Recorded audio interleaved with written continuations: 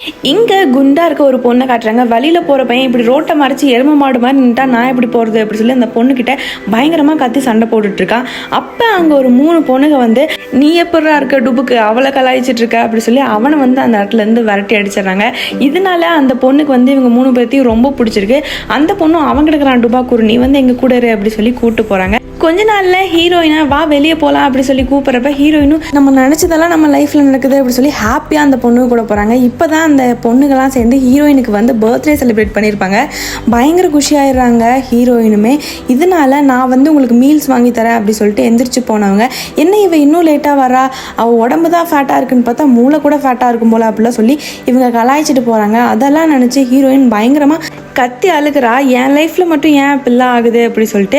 அப்போ ஒரு பொண்ணு வந்து ஒரு மருந்தை கொடுத்து உன்னை யாரெல்லாம் என்னெல்லாம் பேசினாங்களோ அவங்களுக்கு இது ஒரு பதிலாக இருக்கும் அப்படி சொல்லி கொடுத்துட்டு போகிறா.